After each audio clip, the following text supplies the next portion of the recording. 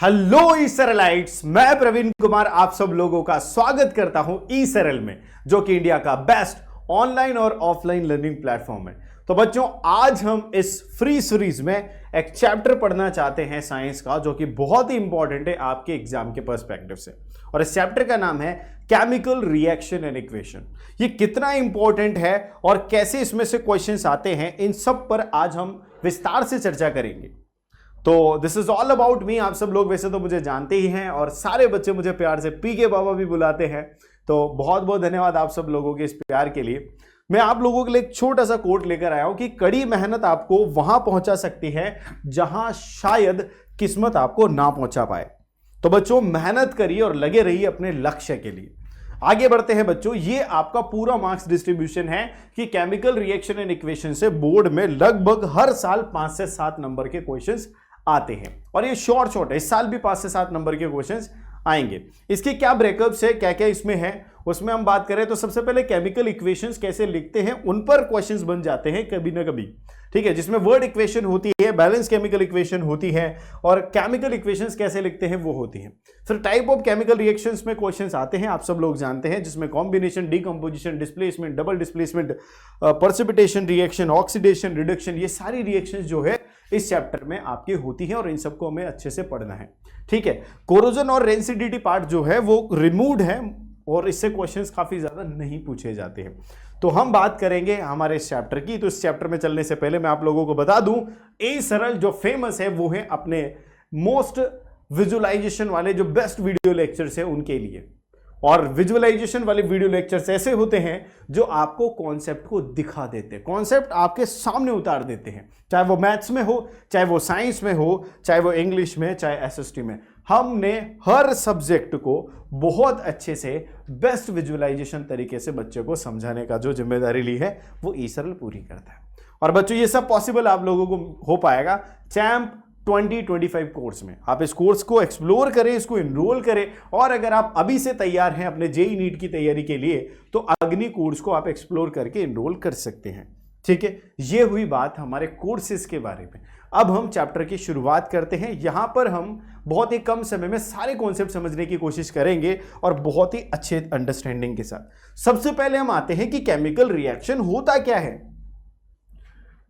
भाई, हमने क्या किया, दो केमिकल्स को मिक्स किया। मिक्स करने के बाद हम कैसे बताएं कि इसमें कोई रिएक्शन हो भी रही है या नहीं हो रही है, तो उसके लिए कुछ इंडिकेशंस है और वो इंडिकेशंस है या तो वो रंग बदल लेगा, या उसमें गैस निकलने लग जाएगी, या उसका टेम्परेचर चेंज हो जाएगा, या तो ठंडा हो जाएगा या गर्म हो जाएगा। यानी मिक्सचर के अंदर अगर ऐसे कोई चेंज दिखाई देते हैं, जैसे कि change in state, change in colour, change in temperature और इवोल्यूशन ऑफ गैस, अगर ऐसे कुछ लक्षण दिखाई देते हैं तो हम कहेंगे कि यहां पर केमिकल रिएक्शन हो रही है। जैसे एक एक करके हम एग्जाम्पल लें, चेंज इन स्टेट के एग्जाम्पल ले लेते हैं। हाइड्रोजन आप सब लोगों ने सुना होगा, एक गैस है। ऑक्सीजन आप सब लोग भली भांति जानते हैं कि गैस है। जब हाइड्रोजन और ऑक्सीजन की रिएक्शन होती है तो वाटर बनता है, और वाटर क्या है, एक लिक्विड, यानी दो गैसें मिलाकर लिक्विड बना रही है। It is the example of change of state और it is the example of chemical reaction. ऐसे ही अगर हम बात करें इवोल्यूशन ऑफ गैस की, हम क्या करेंगे, विनेगर अगर हमारे घर में है, सबके घर में होता है और सब लोग विनेगर का यूज करते हैं फास्ट फूड या कोई भी अलग व्यंजन बनाने के लिए। तो विनेगर एक प्रकार का एसिड है। उस एसिड के साथ हम एल्यूमिनियम फॉइल जो घर में उपलब्ध है उसको ऐसे रोल आउट करके उस एल्यूमिनियम फॉइल को अगर उस विनेगर के अंदर डालेंगे तो आप देखेंगे कि इसमें से बुलबुले निकल रहे हैं। और वो बुलबुले काहे के होते हैं, वो बुलबुले होते हैं हाइड्रोजन गैस के।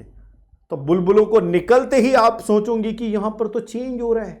किस टाइप का चेंज, इवोल्यूशन ऑफ गैस।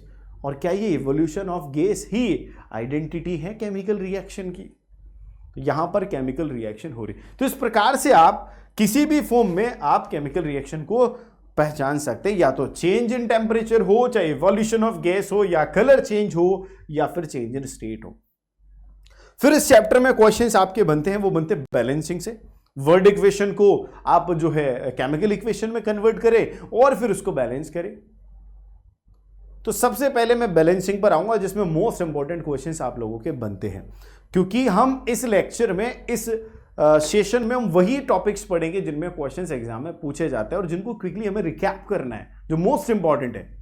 तो इस वीडियो के एंड तक आपके इस चैप्टर के सारे important aspects, important types, important questions complete हो जाएंगे। तो सबसे पहले इसको हम बैलेंस करके देखते हैं। बैलेंस करना का सबसे अच्छा तरीका है हिट एंड ट्रायल मेथड। कोई दूसरा मेथड आप इस्तेमाल ना करें, hit and trial method use करें, मोस्ट ऑफ आपके क्वेश्चंस उससे हो जाएंगे। कुछ इक्वेशंस आपको डिफिकल्ट लगती हैं और आपके एग्जाम में आ सकती है, जैसे कि एग्जाम्पलर की प्रॉब्लम्स है, जैसे कि एनसीईआरटी की बैक एक्सरसाइज की प्रॉब्लम है, तो आप उनको अच्छे से प्रैक्टिस कर लें। जैसे यहां पर अगर मैं करता हूं तो आप देखते हैं प्रोडक्ट साइड पर आयरन के 3 जो है एटम्स है, तो रिएक्टेंट साइड पर भी 3 होने चाहिए, क्योंकि बैलेंसिंग तो यही कहती है कि जितने रिएक्टेंट साइड पर हैं उतने ही प्रोडक्ट साइड पर होने चाहिए। अगर कहीं भी इंबैलेंस लग रहा है तो उसको बैलेंस करो, बराबर लेकर आओ, चाहे किधर से भी करो। तो हमने क्या किया, इधर प्रोडक्ट साइड पर 3 आयरन देखे तो इधर 1 आयरन देखा तो इसको 3 लगाकर कर देते। अब इधर भी 3, इधर भी 3, बराबर।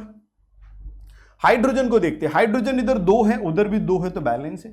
ऑक्सीजन देखेंगे तो इधर 4 है लेकिन इधर 1 है, तो इस ऑक्सीजन को बैलेंस करने के लिए यहां पर 4 करना पड़ेगा। लेकिन ऑक्सीजन तो बैलेंस हो गई दोस्त, हाइड्रोजन इंबैलेंस हो गया, तो हाइड्रोजन को भी बैलेंस कर दो, इधर 4 लगा दो, हो गया हाइड्रोजन।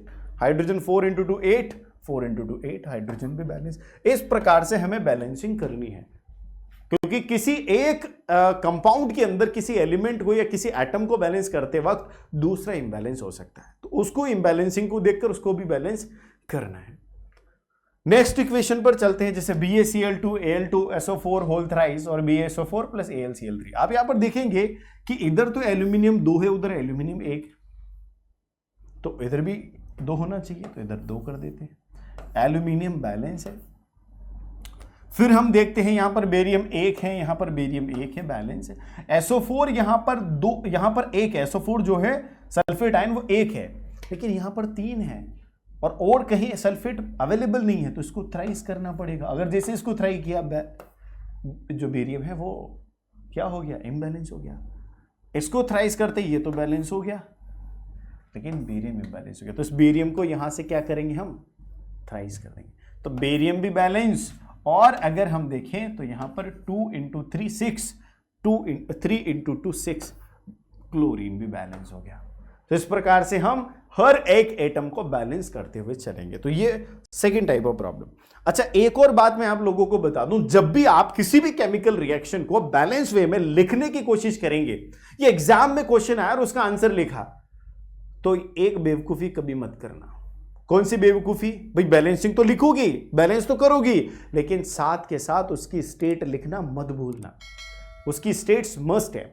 और अगर उस रिएक्शन में कोई नेसेसरी कंडीशन है जिसके बिना वो रिएक्शन हो ही नहीं सकती, तो वो कंडीशन भी एरो के ऊपर या नीचे आपको मेंशन करनी है।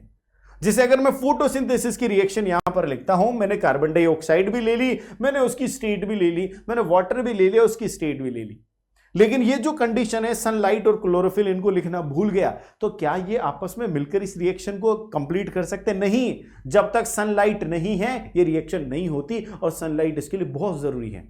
तो अगर ऐसा कोई जरूरी इसेंशियल कंपोनेंट है उस रिएक्शन का, तो वो वहां पर मेंशन होना चाहिए।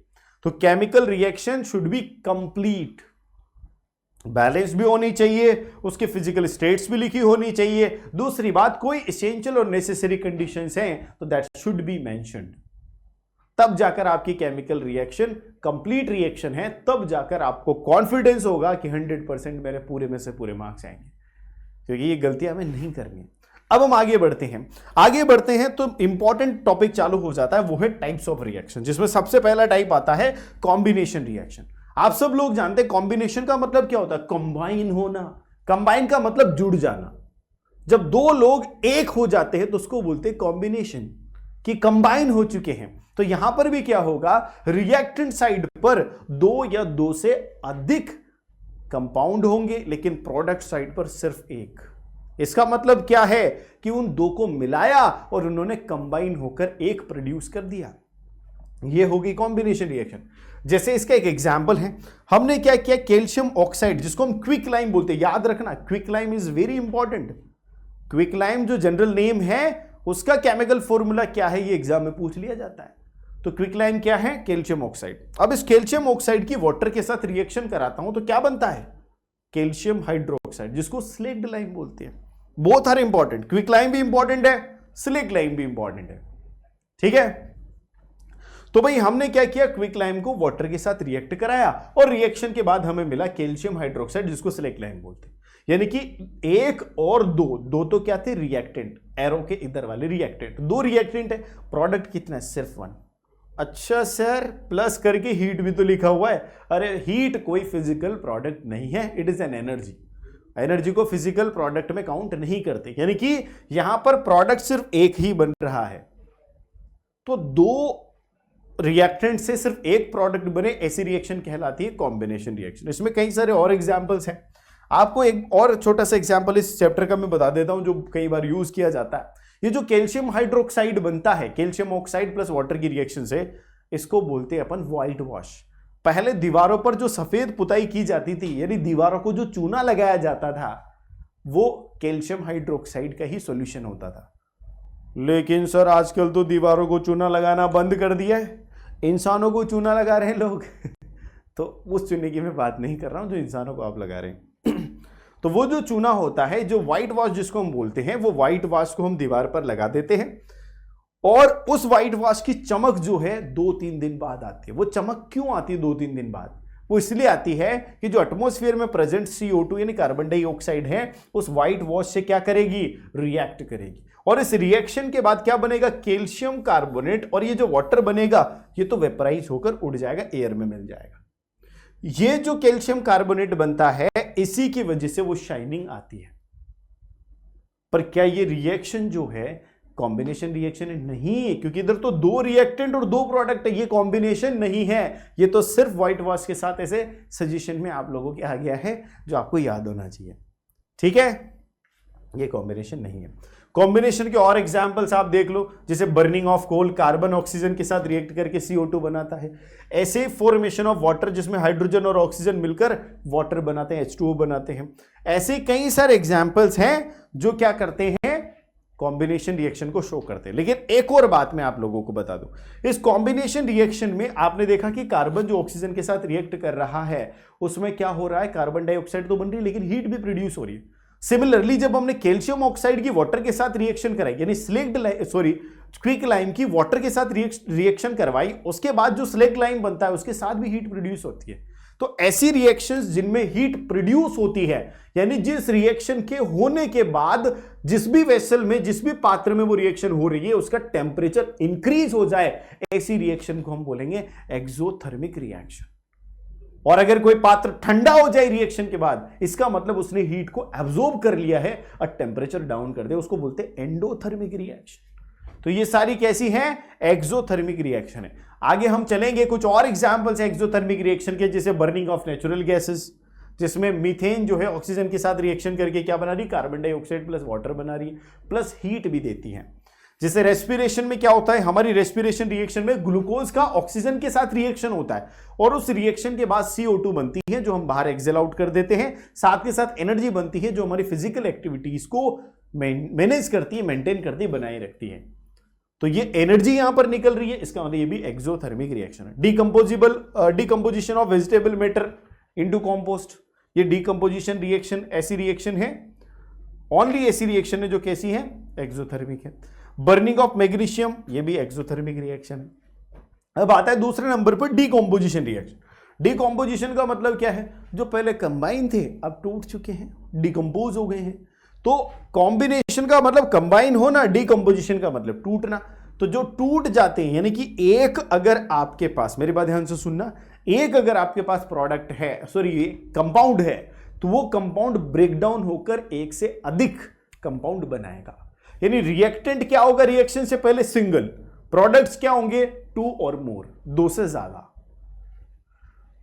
तो ऐसी रिएक्शन जिसमें 2 से ज्यादा प्रोडक्ट हो और सिर्फ एक ही रिएक्टेंट हो, उसको डिकम्पोजिशन रिएक्शन बोलते हैं।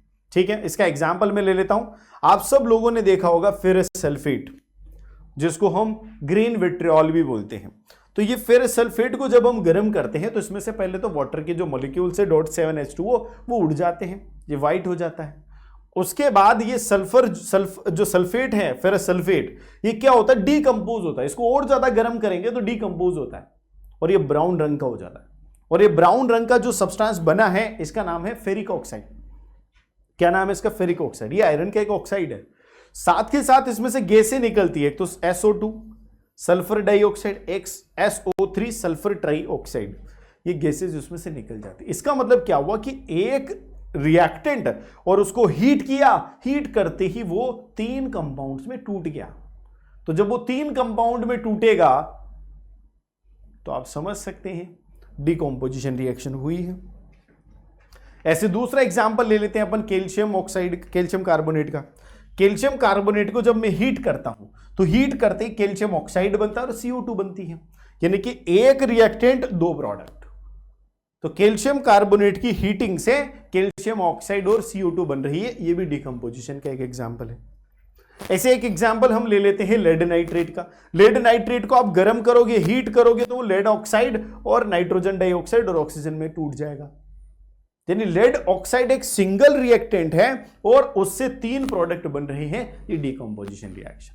लेकिन आपने देखा होगा यहां पर एक कॉमन चीज थी, हमने तीनों एग्जांपल में हीट किया है। हीट क्यों करना पड़ रहा है? क्योंकि उस रिएक्शन को हीट चाहिए, वो रिएक्शन हीट को एब्जॉर्ब करती है। हीट के बिना वो रिएक्शन हो ही नहीं रही है। तो जो रिएक्शन में हीट एब्जॉर्ब हो उस रिएक्शन को बोलते हैं हम एंडोथर्मिक रिएक्शन।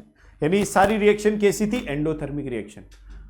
और ये जो डिकम्पोजिशन हो रहा है ये किसकी वजह से हो रहा है? हीट की वजह से। तो हीट मतलब थर्मल, तो इस डिकम्पोजिशन को हम बोलते हैं थर्मल डिकम्पोजिशन। जो डिकम्पोजिशन हीट की वजह से हो उसको थर्मल डिकम्पोजिशन हम बोलते हैं। ऐसे कुछ और एग्जांपल्स हैं, जैसे एक इलेक्ट्रिसिटी की वजह से होने वाला डिकम्पोजिशन होता है जिसमें वाटर के मॉलिक्यूल जो होते हैं, किसके मॉलिक्यूल? वाटर के मॉलिक्यूल, वो डिकम्पोज होते हैं हाइड्रोजन और ऑक्सीजन में।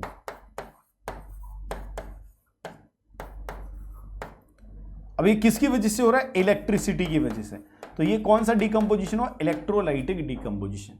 यानी ऐसा डिकम्पोजिशन जो किसकी वजह से हो? इलेक्ट्रिक एनर्जी की वजह से हो, तो ये कहलाएगा इलेक्ट्रोलाइटिक डिकम्पोजिशन। एक और डिकम्पोजिशन है जिसमें हम क्या करते हैं, ये सिल्वर क्लोराइड का वो एक पाउडर है, इस सिल्वर क्लोराइड के पाउडर को सनलाइट के सामने रख देते हैं। जैसे सनलाइट इस पर गिरती है इसका कलर चेंज हो जाता है, ग्रे हो जाता है।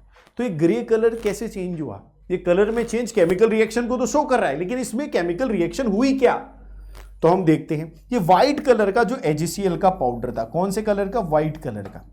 ध्यान से देखना, ये जो व्हाइट कलर का पाउडर था, इस व्हाइट कलर के पाउडर को जैसे सनलाइट में रखा, ये सिल्वर और क्लोरीन गैस में टूट गया। क्योंकि एक प्रोडक्ट, एक रिएक्टेंट 2 प्रोडक्ट में टूट जाता है तो उसको कौन सी रिएक्शन बोलते हैं? डिकम्पोजिशन। अब यहां पर सिल्वर का कलर होता है ग्रे, जो कलर इसने ऑब्टेन कर लिया, लेकिन क्लोरीन जो है वो गैस से तो उड़ गई। तो यहां पर जो सब्सटेंस का कलर ग्रे हुआ वो किसकी वजह से हुआ? सिल्वर की वजह से। ऐसे सिमिलरली एक और एग्जांपल है, उस एग्जांपल में हम जानते हैं AgBr जो होता है ये येलो कलर का एक सब्सटेंस है जिसको सिल्वर ब्रोमाइड हम बोलते हैं। ये सिल्वर ब्रोमाइड जब इसको भी सनलाइट में रखा जाता है तो ये भी ग्रे हो जाता है, क्योंकि ये सिल्वर और ब्रोमीन गैस बनाता है। जो ब्रोमीन एक गैस है इसलिए वो उड़ जाती है और सिल्वर बचता है जो कि ग्रे कलर का सब्सटेंस है। तो यहां से येलो से ग्रे चेंज आता है। और ये दोनों रिएक्शंस जो हैं ये काफी वाइडली यूज होती थी ब्लैक एंड व्हाइट फोटोग्राफी में। आप जानते हैं सिल्वर क्लोराइड जो कि एक व्हाइट सब्सटेंस है और एक जो सिल्वर है वो एक ग्रे सब्सटेंस है। तो व्हाइट और ग्रे मींस ब्लैक। तो ब्लैक एंड व्हाइट फोटोग्राफी में इसका काफी ज्यादा यूज किया जाता था, जो कि अब बहुत कम, क्योंकि अभी डिजिटल फोटोज बनने लगे हैं। एक नई रिएक्शन है हमारे पास, वो है डिस्प्लेसमेंट रिएक्शन, बहुत ही इंपॉर्टेंट है। इसमें क्या होता है, जो हाईली रिएक्टिव मेटल है वो लीस्ट रिएक्टिव मेटल को अपनी ही सब्सटेंस में से, यानी अपने ही कंपाउंड में से डिस्प्लेस कर देता है। जैसे मैं एक एग्जांपल देता हूं आप लोगों को। कॉपर है, कॉपर एक सॉल्ट में बैठा हुआ है, कॉपर सल्फेट में। अभी कॉपर किसके साथ है? सल्फेट के साथ, कॉपर सल्फेट में। आयरन आया, अकेला आया आयरन कैसा है? अकेला। अब देखा आयरन ज्यादा रिएक्टिव है, तो आयरन ने क्या किया? कॉपर को हाथ पकड़ के उठाया, सल्फेट के साथ खुद बैठ गया। तो अब क्या बना कंपाउंड? फेरस सल्फेट, और कॉपर अलग हो गया। तो ऐसा ही होता है इसमें। तो यहां पर क्या होता है कि जो ज्यादा रिएक्टिव मेटल होता है वो कम रिएक्टिव मेटल को उस कम रिएक्टिव मेटल के सोल्ट में से हटाकर खुद बैठ जाता है और खुद सोल्ट बना लेता है और उस मेटल को आजाद कर देता है। अब ये रिएक्टिविटी सीरीज का याद करने का तरीका मैंने यहां पर लिख दिया कि काशीनाथ का माली आलू जरा फीके पकाता है, कौन है आगे आओ। तो यहां पर काशीनाथ में आप देख सकते हैं potassium, sodium, calcium, magnesium, aluminium, zinc, iron, lead, hydrogen, copper, Hg यानी मर्करी, Ag, Au यानी सिल्वर और गोल्ड। ये रिएक्टिविटी की सीरीज है। नीचे की तरफ चलोगे तो रिएक्टिविटी कम होती जाएगी, रिएक्टिविटी कम होती जाएगी नीचे की तरफ। ऊपर सबसे ज्यादा रिएक्टिव, यानी सबसे ज्यादा रिएक्टिव कौन है इस सीरीज में?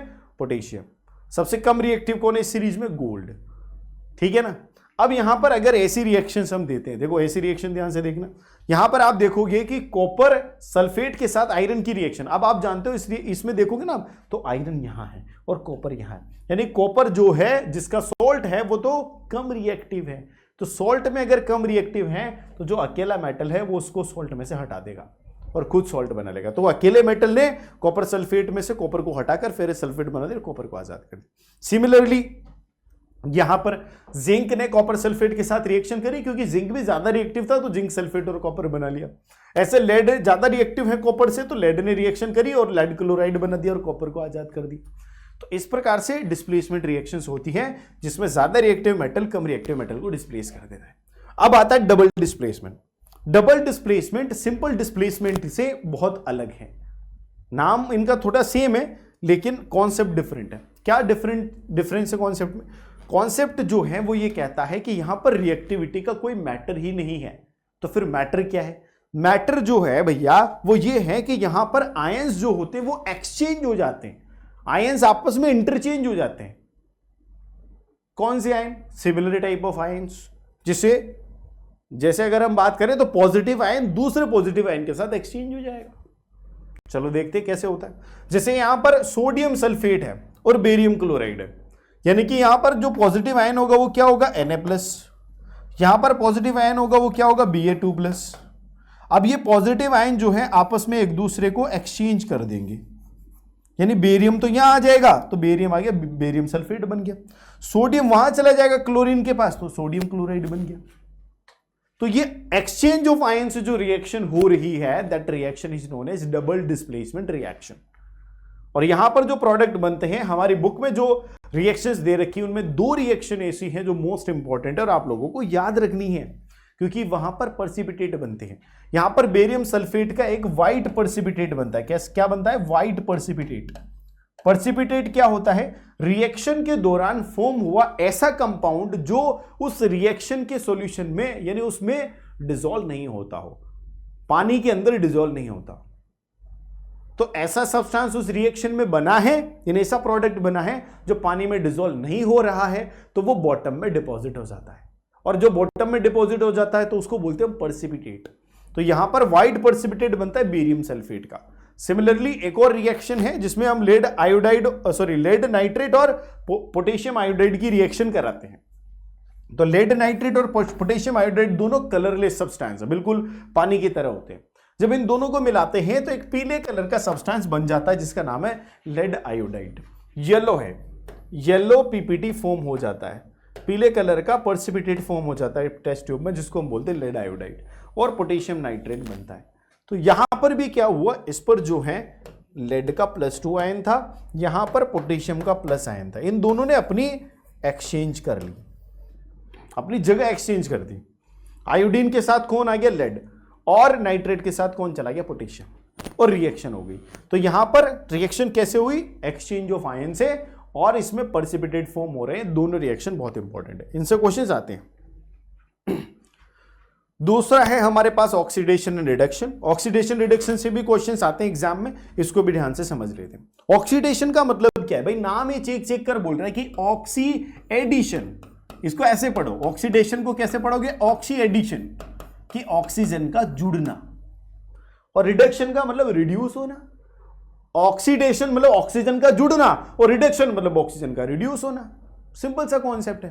तो ऑक्सीडेशन रिडक्शन में अगर हम बात करें तो यहां पर ऑक्सीजन का जुड़ना तो ऑक्सीडेशन कहलाता है, और ऑक्सीजन का रिड्यूस होना या कम होना रिडक्शन कहलाता है। जिसे बर्निंग ऑफ मैग्नीशियम की अगर हम बात करें तो मैग्नीशियम ऑक्सीजन के साथ रिएक्शन कर रहा है, तो यहां पर मैग्नीशियम है, यहां पर ऑक्सीजन है, और इधर जो प्रोडक्ट बन रहा है वो क्या बन रहा है, मैग्नीशियम ऑक्साइड। तो आप देखोगे कि यहां जो मैग्नीशियम था वो अकेला था, इसके पास कोई ऑक्सीजन नहीं थी, लेकिन इसी मैग्नीशियम को आप प्रोडक्ट साइड में देखोगे तो क्या इसके पास ऑक्सीजन जुड़ी हुई है, तो इसका मतलब इसमें ऑक्सीजन ऐड हो चुकी है, इसका मतलब मैग्नीशियम का क्या हो गया है, ऑक्सीडेशन हो गया है, यानी magnesium is getting oxidise here. ऐसे कई एग्जाम्पल हैं, जैसे हम कॉपर की बात करें, कॉपर को जब हम हीट करते हैं इसमें कलर का बहुत रोल है, कलर का बहुत रोल है। कॉपर कैसा होता है, ब्राउन कलर, ब्राउन कलर के कॉपर को चाइना डिश में रख दिया, अब उस चाइना डिश को नीचे से हीट किया जा रहा है, तो चाइना डिश गर्म होगी, गर्म होते ही कॉपर को फेवरेबल कंडीशन मिल चुकी है, और उस फेवरेबल कंडीशन में कॉपर क्या करता है, ऑक्सीजन से रिएक्ट करता है। तो कॉपर ने ऑक्सीजन से रिएक्शन करी और क्या बनाया, कॉपर ऑक्साइड। अब इस कॉपर ऑक्साइड के बनने का पता कैसे चला, कि वो प्लेट में जो ब्राउन कलर का सब्सटेंस है कॉपर, वो ब्लैक हो गया, यानी नया प्रोडक्ट फॉर्म हो गया, केमिकल रिएक्शन हो गई, कलर चेंज हो गया ना, तो केमिकल रिएक्शन हो गई। तो यहां पर कॉपर जो है ऑक्सीजन से रिएक्ट करके कॉपर ऑक्साइड बना था। अब इधर वाले कॉपर को देखो, बेचारा अकेला दिख रहा है, इधर वाले कॉपर को देखो ऑक्सीजन को साथ लेके बैठा है, तो ऑक्सीजन ऐड हो चुकी है, इसलिए कॉपर का क्या बोलूंगा मैं, ऑक्सीडेशन हो गया।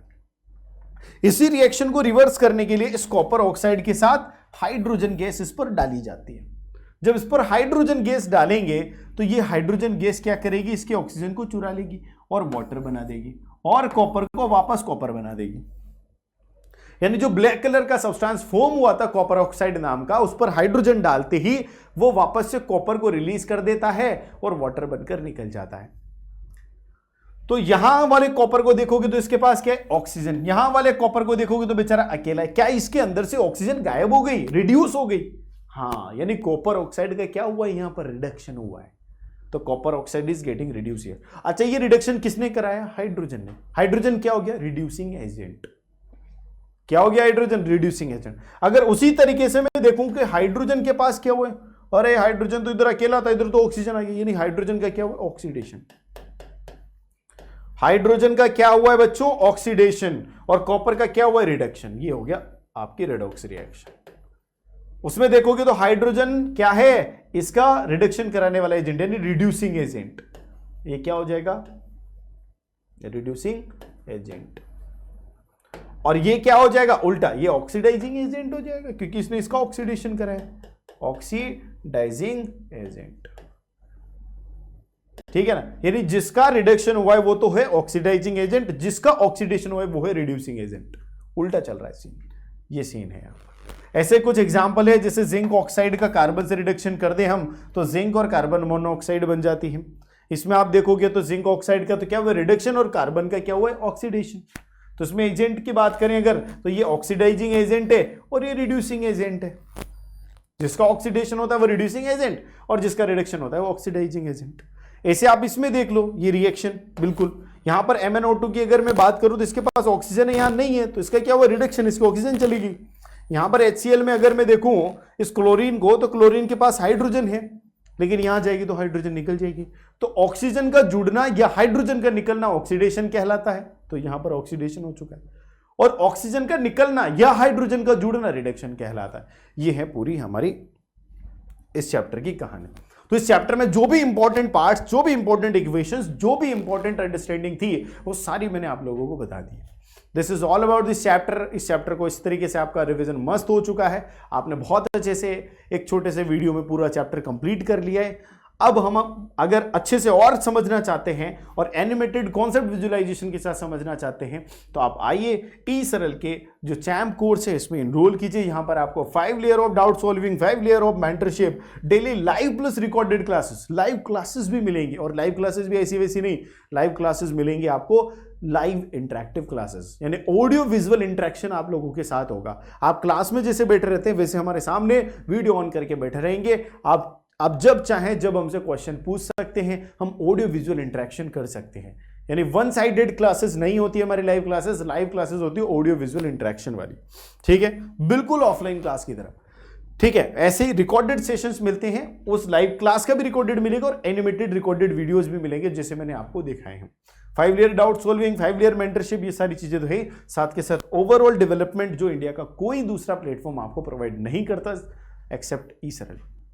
ठीक है, तो बच्चों ई सरल है तो सब सरल है। अभी इनरोल करें चैम्प 2025 कोर्स में। और अगर आप जेई नीट के लिए अभी से प्रिपेयर हैं, अभी से तैयार हैं कि मुझे जेई नीट करना है, तो अग्नि जेई नीट कोर्स में अभी से इनरोल कर सकते हैं। तो this is all about this. अच्छा, और ये जो चैनल है ना, इसको सब्सक्राइब कर लो, ऐसे और वीडियोज इस पर आते रहेंगे, इसलिए बेल आइकन को भी प्रेस कर लो ताकि आपको हर लेटेस्ट वीडियो की नोटिफिकेशन मिलते रहे और आप इसी तरीके से अपनी पढ़ाई को जानदार बनाते रहें और क्लास 10th में बिल्कुल फोड़ कर दिखाएंगे, मचा कर दिखाएंगे, मिलकर मचाएंगे। ई सरल है तो सब सरल है बच्चों।